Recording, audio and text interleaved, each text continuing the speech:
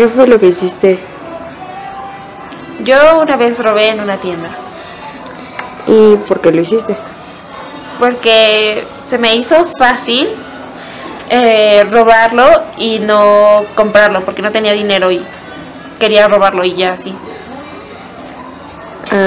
¿Y por qué crees que está mal?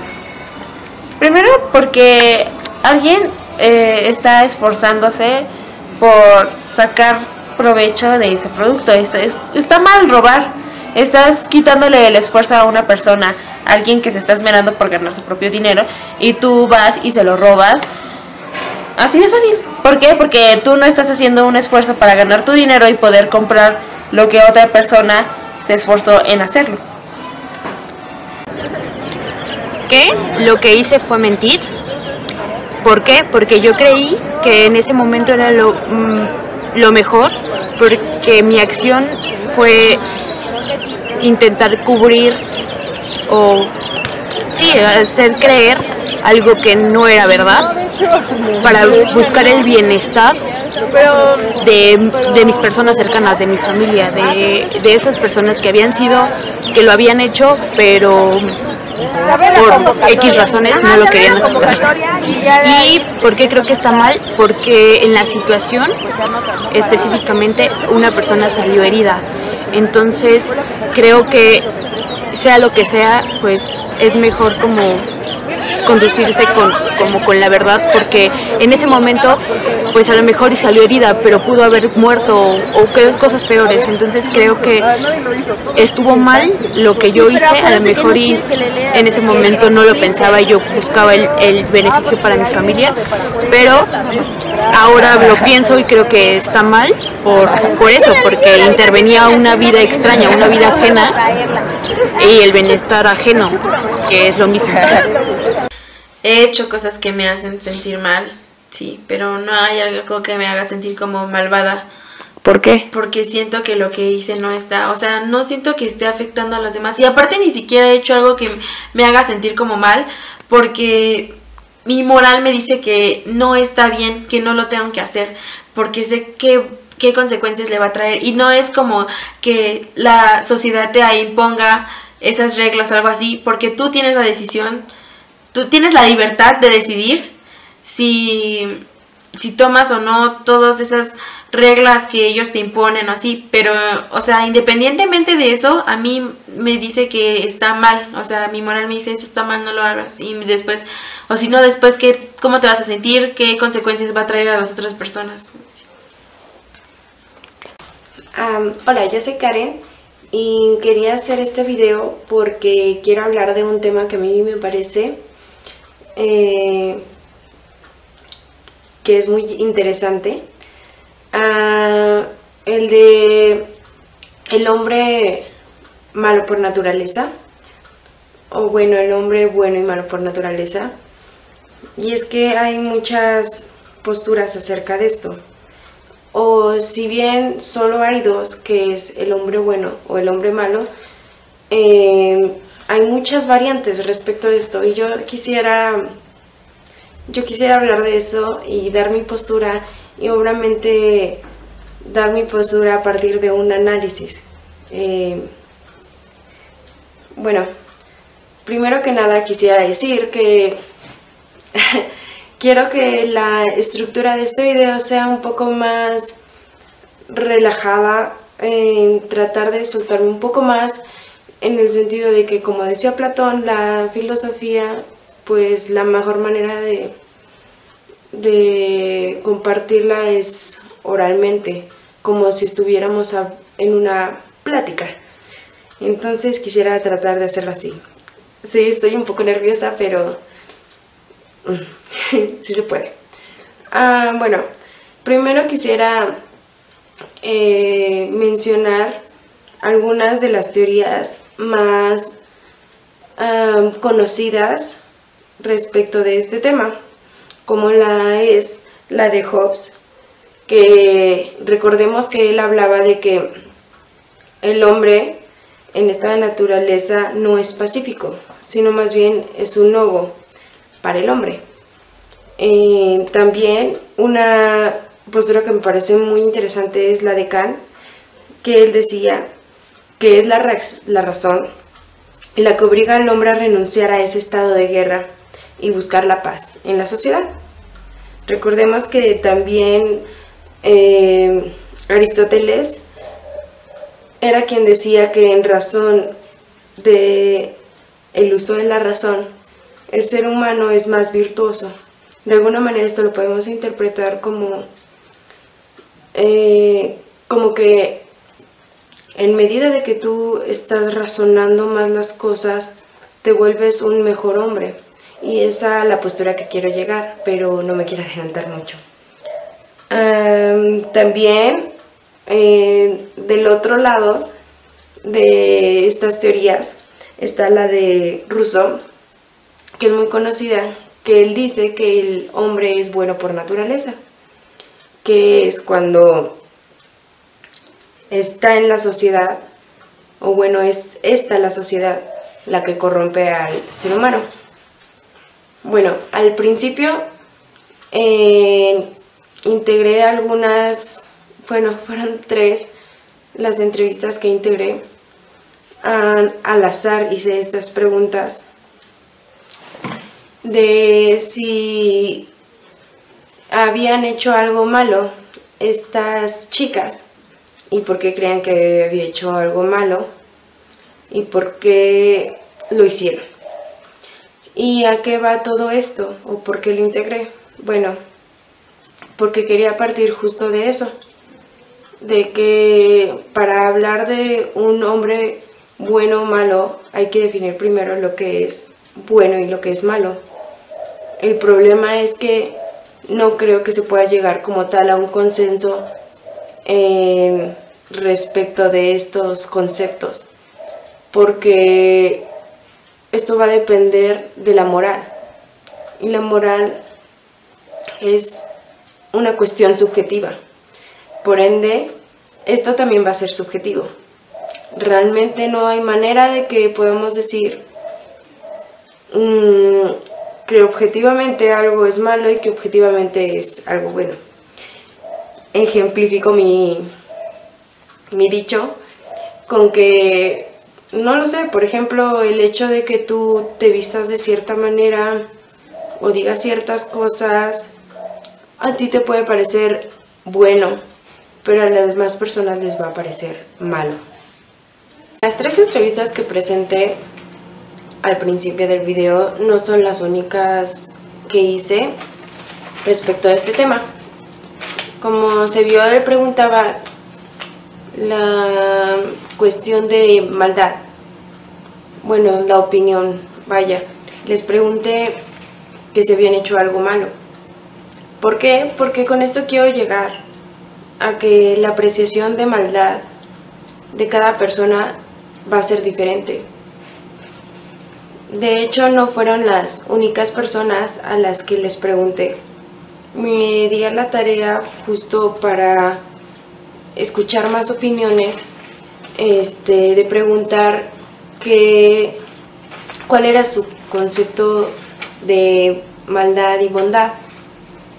Y lo primero que te percatas es que obviamente nadie te va a dar una respuesta igual a la otra. Porque justo esto es lo que quiero llegar. Que tu concepto de lo que es bueno y lo que es malo va a depender de tu moral. Y es tuya, es una cuestión interna. Por ende va a ser algo subjetivo.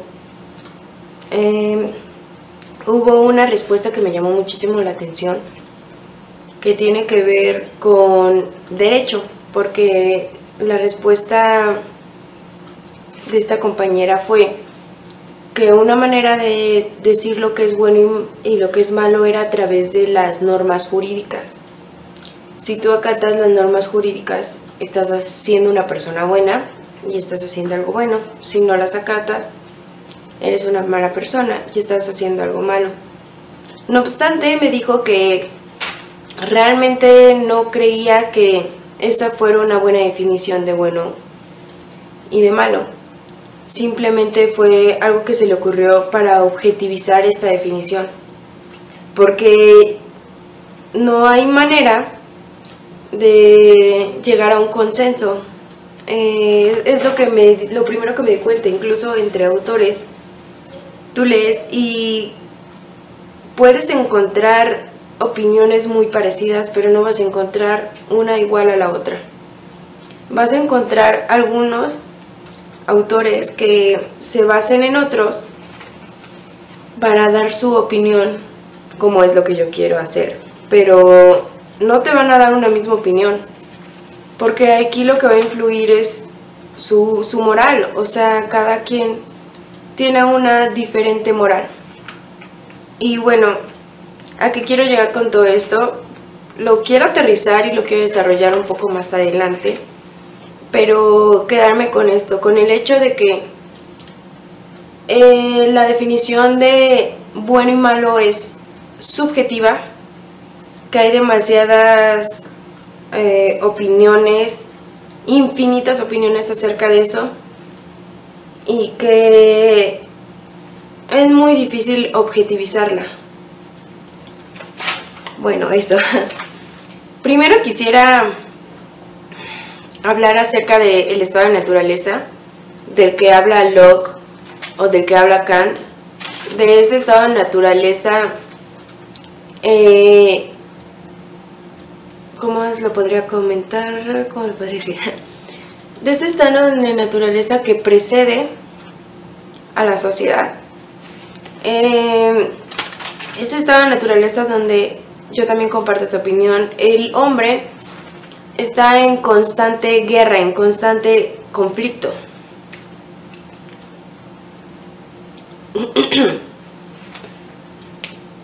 ¿Y por qué está en constante conflicto? Justo por esta situación de la moral. Porque cada quien va a ser, como decía Locke, el creador de sus reglas. Van a ser reglas absolutas y él va a ser el único ejecutor de esas reglas. Y esto que en base a su moral, a su percepción de lo que es bueno y lo que es malo. ¿Y por qué comento todo esto? Porque una manera, en mi opinión, de objetivizar el concepto de maldad del ser humano es atribuyéndole esta característica a una cualidad que tiene el ser humano, que es la del egoísmo. Lo cierto es que no he encontrado persona que jamás haya actuado de manera egoísta. ¿Y por qué se actúa de manera egoísta? Bueno, tengo varias teorías acerca de eso. Podría ser tal vez porque el hombre quiere sobrevivir. Es evidente que lo primero que va a buscar el hombre es su bienestar y después el de los demás. Y por ello lo primero que hace, o sea, por instinto, es ser egoísta, es pensar en él, sin pensar en cómo pueda afectar sus acciones a los demás.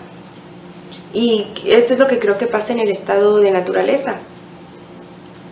Tú vas a hacer las reglas y vas a ejecutarlas y vas a ser el juez de todo esto de manera absoluta porque eres egoísta. Mi postura aquí, y tal vez ya se descubrió, es que en la naturaleza del hombre está el ser malo. Bueno, el hombre que se deja llevar entonces por impulsos, como me comentaban en las respuestas, es un hombre que simplemente se está dejando llevar por, o bueno, un ser humano que simplemente se está dejando llevar por sus instintos. Está en un estado de naturaleza en el que el egoísmo está predominando y es bueno, en mi opinión es completamente comprensible, porque si tú vas a ser el juez y el legislador y el ejecutor, pues obviamente tú vas a ejecutar en base ejecutar, legislar y juzgar en base a tu moral, y tu moral te va a beneficiar a ti. Te va a decir que lo bueno y lo malo, y lo bueno va a ser lo que te beneficie. Por ello, tú vas a ejecutar de manera egoísta, pensando solo en ti. O eso es lo que pasa en el estado de naturaleza. Tu libertad es absoluta, y por ello todo lo que puedas hacer, al ser tú también el juez, pues te va a beneficiar y no va a haber problema. Pero ¿a qué voy con esto? Que si bien el egoísmo, desde mi punto de vista, está en la naturaleza del ser humano, bueno, al todos tener esta libertad absoluta en el estado de naturaleza, todos también estamos indefensos, debido a que, como, todos tenemos esta libertad absoluta de hacer las cosas, también no va a haber límites. Entonces cualquiera puede quebrantar nuestra esfera, o bueno, está en el estado de naturaleza, en todo su derecho de venir y exigir lo nuestro como lo suyo, porque realmente no hay más reglas que las que nosotros hacemos, que la que nuestra moral hace. Y vuelvo a decirlo, nuestra moral va a ser en razón a lo que nos beneficia. Entonces, introduciendo algo que decía Hugo Grocio, algunos animales nacieron con garras, otros nacieron con alas, otros nacieron con colmillos. El ser humano realmente nació muy desprotegido en cuanto a lo físico. Por ello fue necesario que se constituyera una sociedad, que se constituyera en una sociedad el ser humano, porque esta es la fortaleza que va a tener frente a la natura. Y sí, es lo mismo, es muy ligado con lo que estaba comentando. En el estado de naturaleza cualquiera puede quebrantar tu esfera, porque está ejerciendo sus derechos. Entonces, al constituirse en sociedad, estás dejando a un lado esta libertad absoluta, para verte protegido, y esto tiene que ver con lo que comentaba en un principio, de tu concepción de lo bueno y lo malo. El hecho de que alguien pueda venir a quebrantarte, a violentarte, tiene que ver con el hecho de que su moral, o bueno, su concepción de lo bueno y lo malo va a ser diferente a la tuya. Y el hecho de que el ser humano se constituya o se haya constituido en una sociedad, tiene que ver justo con esto de la dispersión de la concepción de lo bueno y lo malo. Ahora se trata de objetivizar, de decir qué va a ser lo bueno y lo malo para una comunidad, para que no nos sigamos violentando, sino nos protejamos, nos hagamos fuertes. No sé si me entiendo con esta idea de que el ser humano, sí, claro, en su estado de naturaleza es egoísta, pero es egoísta no porque quiera, sino porque pues así es como se rige. No va a haber otro parámetro más que el de tu moral. Pero como el ser humano, este es mi segundo postulado, tiende al progreso.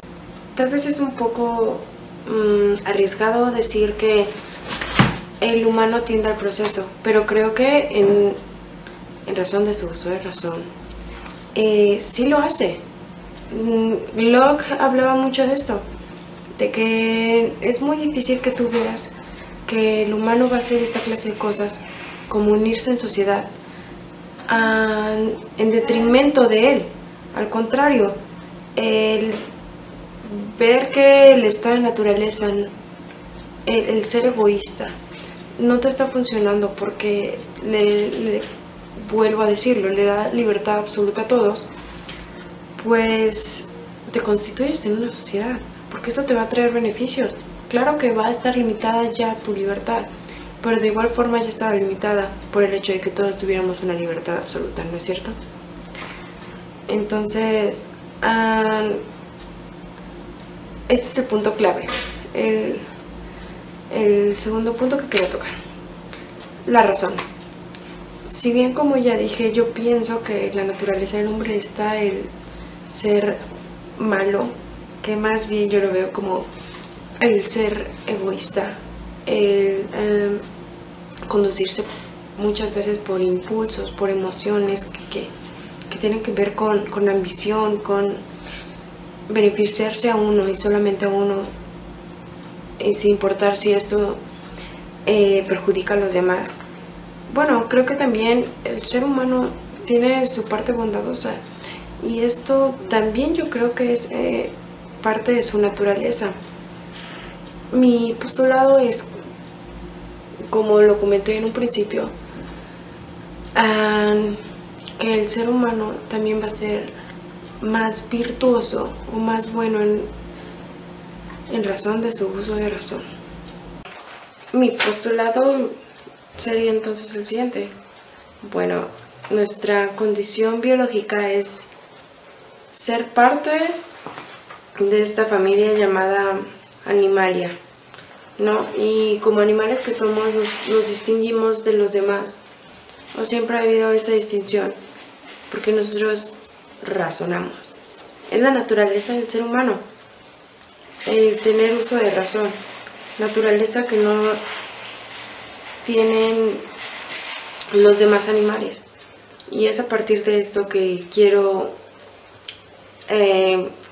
decir que sí, el hombre es malo en razón de su naturaleza, como ya lo he venido comentando, pero también en su naturaleza está el ser bueno, porque tal vez esta sea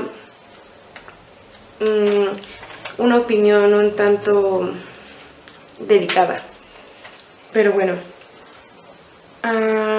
como veía, como analizaba y también como he leído, de hecho, como lo comenté, Kant también lo decía, el ser humano va a dejar atrás esa calidad de malvado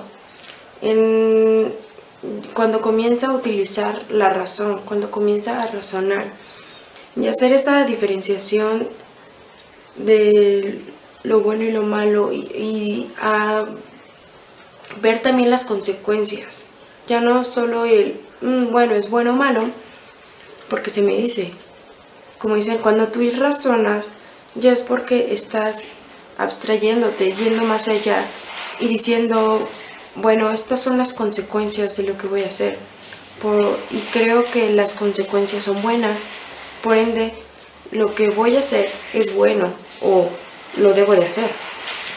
O si las consecuencias son malas y afecta a los demás,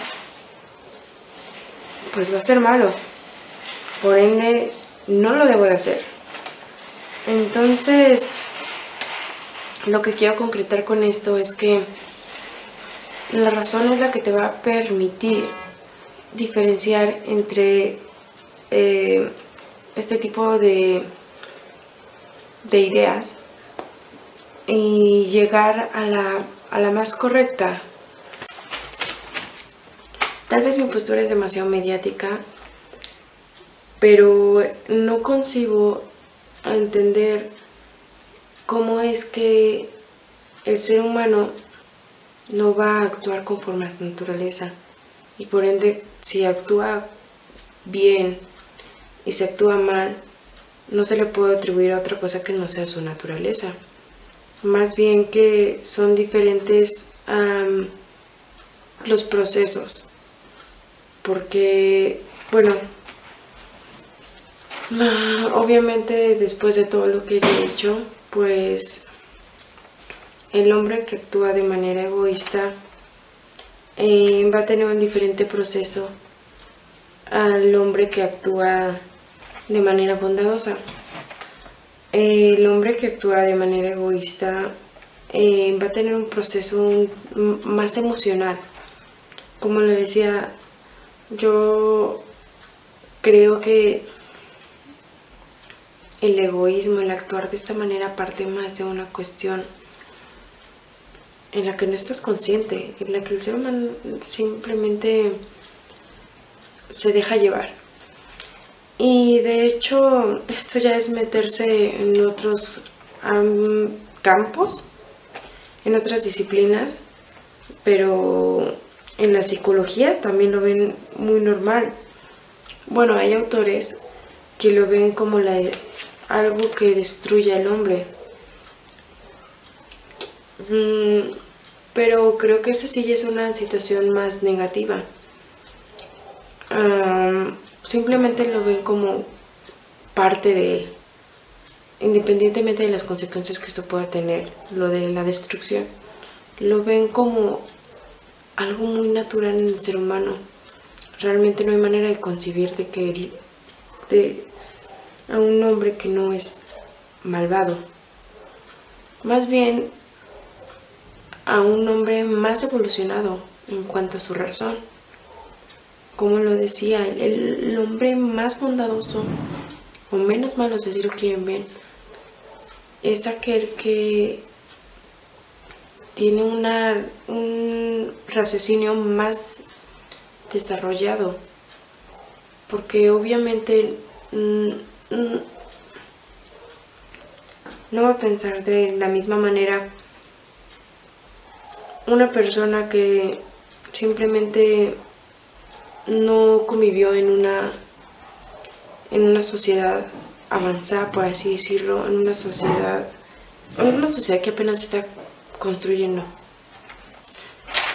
Esta persona pues aún le falta mucho por entender, por razonar. Todavía no va a llegar a ese punto de bondad que una persona que se desarrolla en una sociedad ya avanzada, que ya le lleva una ventaja en cuanto al avance a la otra. Y por ende las personas de esa sociedad van a tener una capacidad racional mucho más avanzada y por ende su bondad va a ser más. Esto sigue siendo un tanto subjetivo, como lo decía al principio, pero pues podemos ver esta clase de situaciones en los países. No es lo mismo la bondad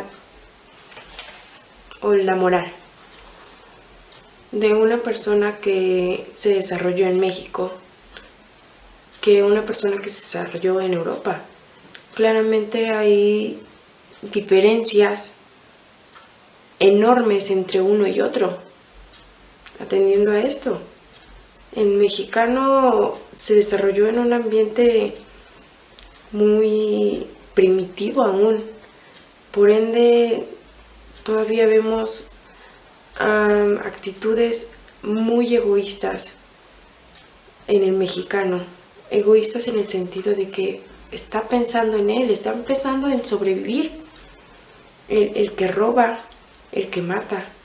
Muchas veces te vas a encontrar el mexicano haciendo eso y le preguntas ¿por qué lo hizo? Él te va a responder que por cómo está la situación, que la situación es la que te lleva a hacer este tipo de cosas. Obviamente esto no va a pasar en una sociedad europea, en un país europeo como, no lo sé, Suiza, por ejemplo. Tal vez no es tan descabellado, o tal vez es muy descabellada esta teoría. Bueno, hay muchas especies que hacen esto. Tal vez no sería la excepción la especie humana, pero sí, o sea, sería una manera de explicar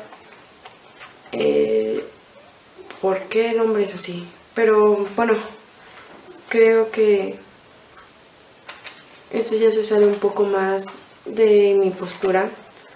En resumen, creo que o me guío más por lo que dice Kant o lo que dice Hobbes, y no tanto por lo que dice Rousseau, porque yo no veo a la sociedad como algo malo, algo en lo que el ser humano se corrompe, sino todo lo contrario. Creo que es producto de un proceso evolutivo del ser humano. No creo que su tendencia sea hacia el mal. Si bien sí el universo tiende hacia el mal, existe la entropía, no creo que sea como tal esa la intención del ser humano de conducirse hacia la destrucción. Pero bueno, eso en resumen. Espero haya sido interesante el video, el contenido. Lamento las carencias que tiene mi oralidad. Y pues creo que eso es todo.